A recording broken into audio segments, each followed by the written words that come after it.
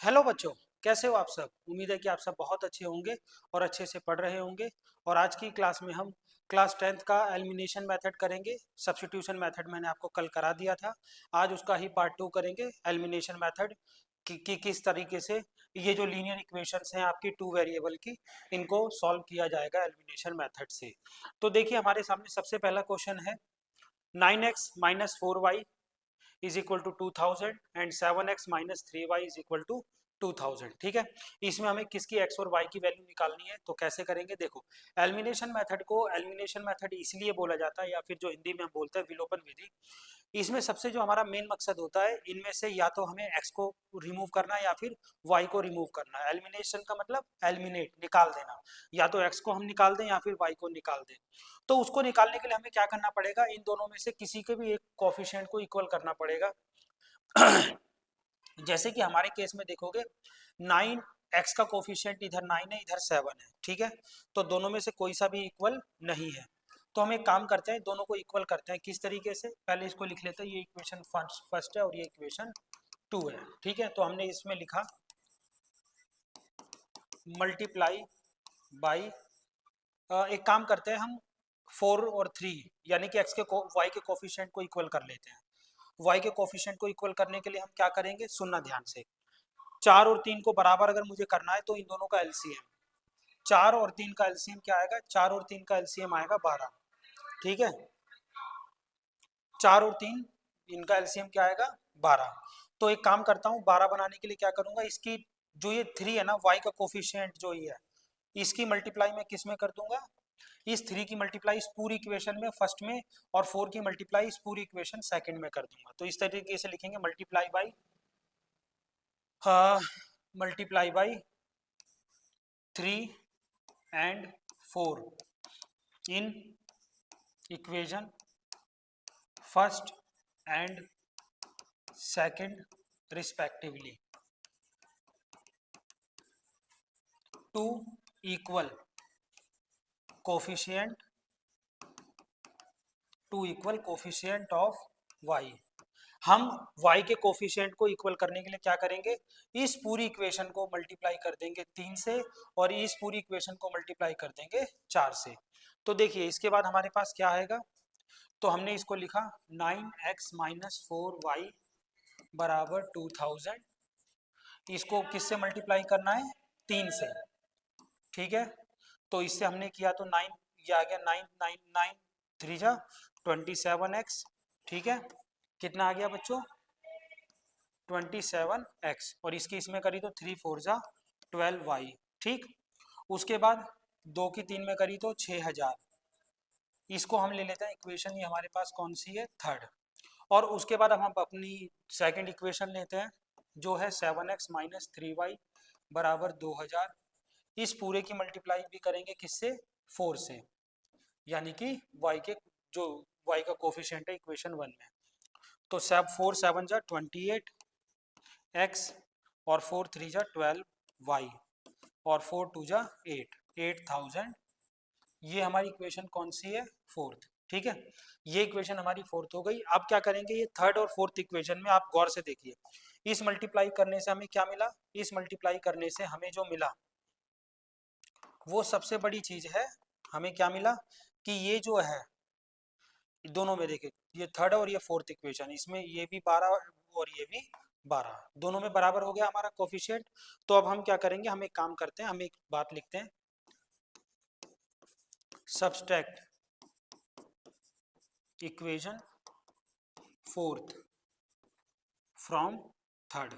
आप किसी में से भी माइनस करते हैं, चाहे थर्ड में से कर दीजिए इक्वेशन थर्ड। इक्वेशन 3 को हम इक्वेशन 4 में से माइनस कर देते हैं। ठीक है, मतलब ये जो समीकरण 3 है इसको माइनस कर देंगे समीकरण 4 में से। तो जिसमें से माइनस करना है उसे ऊपर, 28x माइनस 12y बराबर 8000।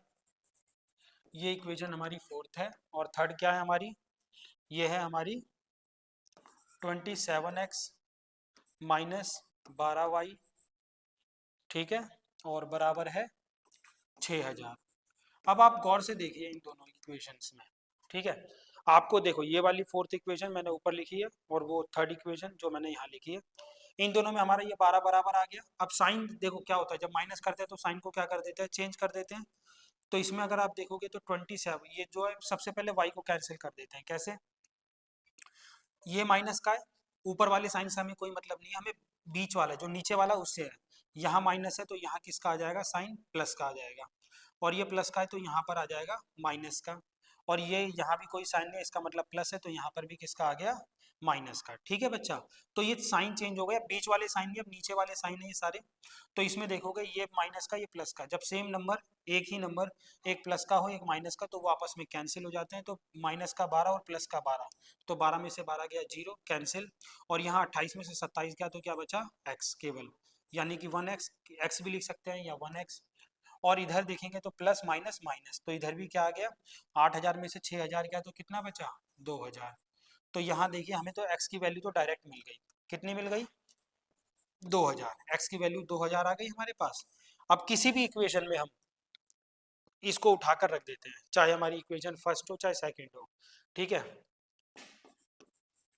Put the value of x in equation first. चलिए इक्वेशन फर्स्ट में ही रखते हैं। तो हमारे पास पहली इक्वेशन क्या थी, 9x माइनस 4y बराबर 2000। ठीक है, इस इक्वेशन में हम रखते हैं x की वैल्यू 9, और यहाँ कितना आ गया, x की वैल्यू कितनी है, 2000 माइनस 4y बराबर 2000। ठीक है, तो 9 दूनी 18, यस, 18 उधर जाके माइनस का हो जाएगा, तो यहाँ क्या बचेगा, माइनस 4y बराबर 9 दूनी 18, ये आ गया 2000 माइनस 18000।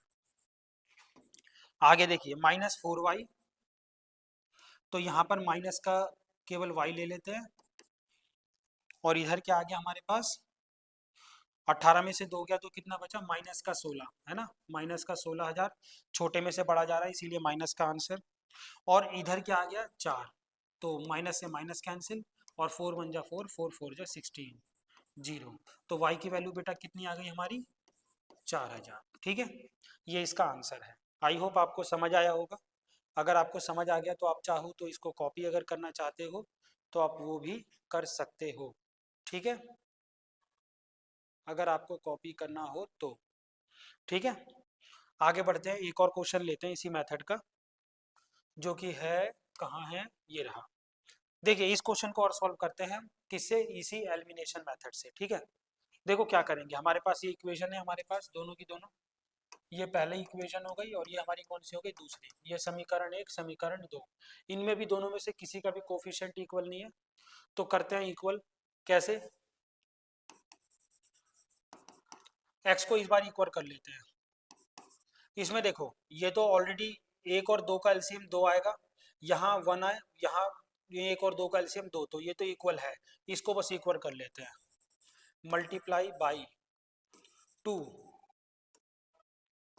इन इक्वेशन फर्स्ट। याद रखना ये हमने केवल एक में ही क्यों किया, क्योंकि ये ऑलरेडी 2 है, तो छोटे को बड़ा बनाने के लिए हमने केवल ये जो है ना x का कोफिशिएंट इसमें इक्वेशन 2 में, इसको हमने क्या किया, फर्स्ट वाले से पूरे से मल्टीप्लाई कर देंगे, टू मेक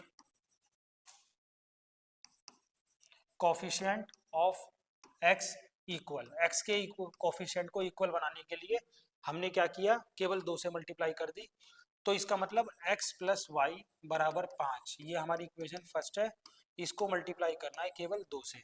ठीक है, तो ये क्या आ गया, 2x प्लस 3y, ओ 2x प्लस 2 की इसमें करी तो 2y बराबर 5 2 जा 10। ठीक है, ये इक्वेशन हमारी कौन सी हो गई, थर्ड।